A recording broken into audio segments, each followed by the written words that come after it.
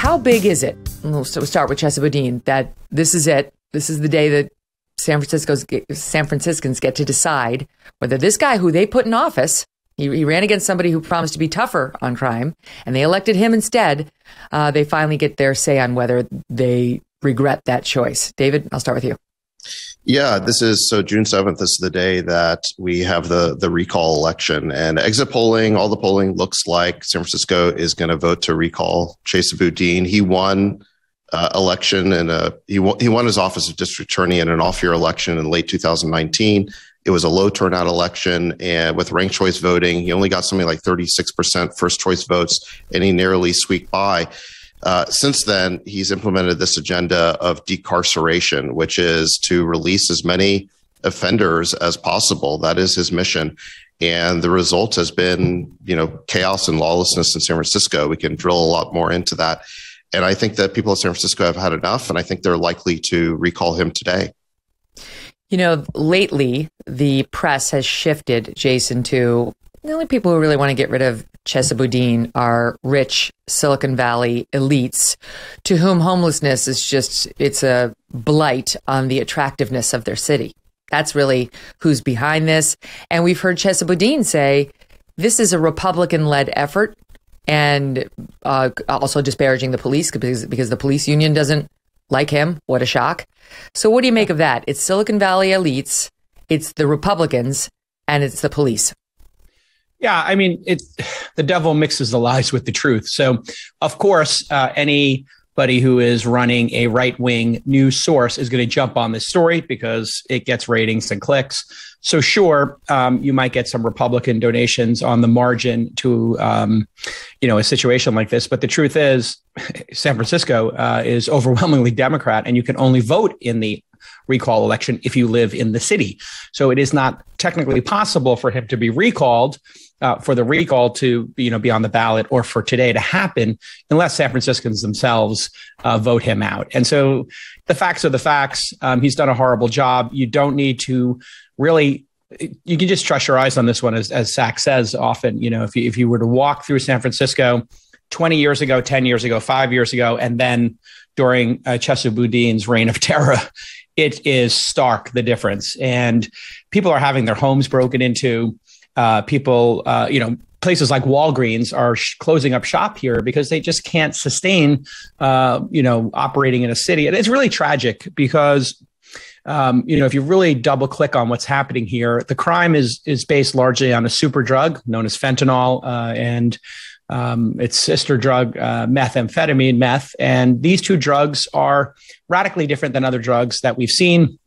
And they cause people to live a really horrific existence that is actually being, extended and being supported by the policies that San Francisco has chosen. And I think a lot of the intent is good. People want to be compassionate, but anybody who's had somebody addicted to these kind of super drugs, and people who have been addicted to it themselves, say the only time that they, get help and the backstop is when there are consequences. So it's very sad. It's a very hard discussion for us to have as a society, but there must be consequences to people breaking into people's homes, to people, breaking into 20 cars, to people, having psychotic breaks on the street because they're so hopped up on what really are super drugs that we have not seen before. And that's a whole nother thing. So I think the bigger picture, of course, is if San Franciscans really do recall Chesa Boudin today, is that the tipping point? And Michael Schellenberger, if he does win and he starts debating Newsom, maybe we're seeing a tipping point where, California, which has been blue, maybe wants to be a little more purple. Maybe they don't want these really far radical left policies, and maybe they want to be more like Clinton Democrats and maybe balance the budget and have some reasonable policies that are actually effective for the citizens of the state.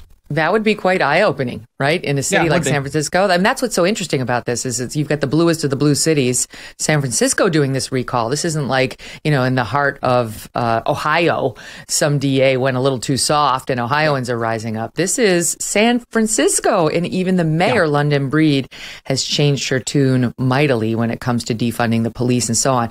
But, David and I have talked about this before about I did a very long interview of Bill Ayers, and I got to know him and the Weather Underground pretty well in terms of their history and what they're all about. So, of course, it wasn't a big surprise to find out that his son, it's effectively his son, Chesa Boudin, isn't much interested in enforcing the law.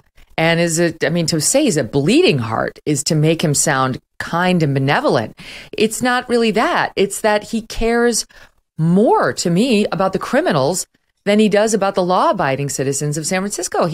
Where is his empathy for the people who are getting hurt, who are getting attacked, who are getting robbed, who are having their businesses robbed so many times that they can't keep the doors open? He only has empathy for people, I would posit, he feels ideologically connected to because of his own family's history of crime and his weird connection to this world. That's my own psychoanalysis. But even the very blue voters, David, in San Fran, are seeing it. They're feeling it. Mm-hmm.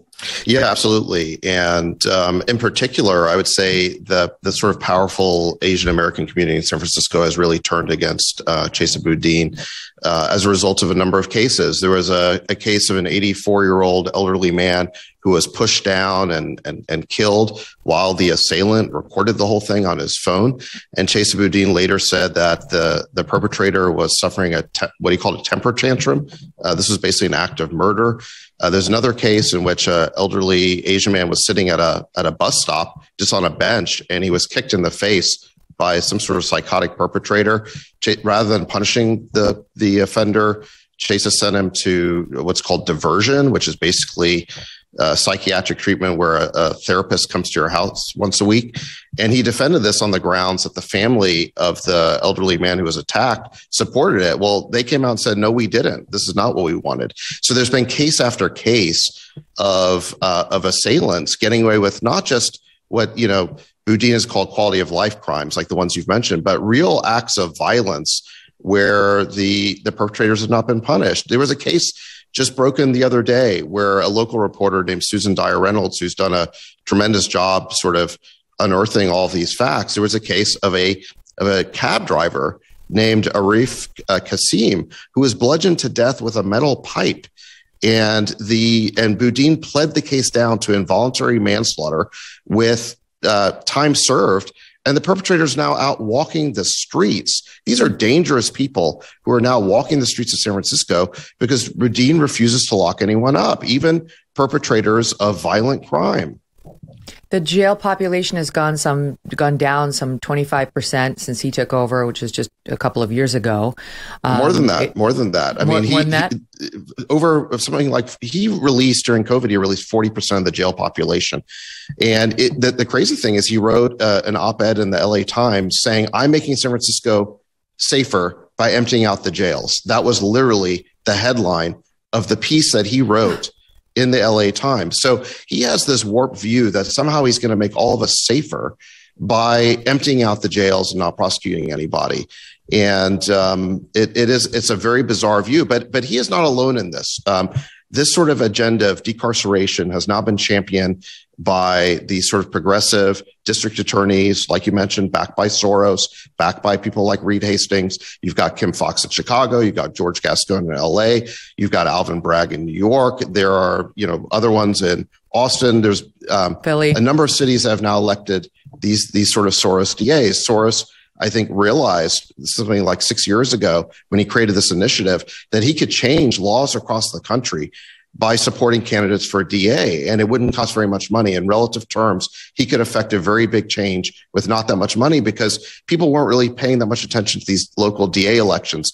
And so on that level, he was very successful in changing the laws of the country. But this sort of progressive agenda of decarceration it's a national agenda, and Boudin is really just unusual in how explicit he's been about his objectives and his aims in releasing as many criminals as he can. But this is something that is, people across the country really need to pay attention to. It's getting hot outside and everyone's starting to fire up the grills.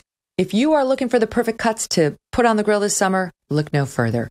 Good Ranchers is the place to get American beef, chicken, and seafood. They sell 100% American meat and ship it straight to your door.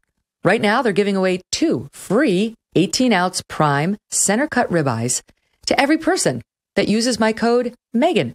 2 free 18-ounce prime cut ribeyes. That's a good deal. I want one right now. That's over 2 pounds of prime ribeye steaks just added to your order at no cost to you. You're welcome.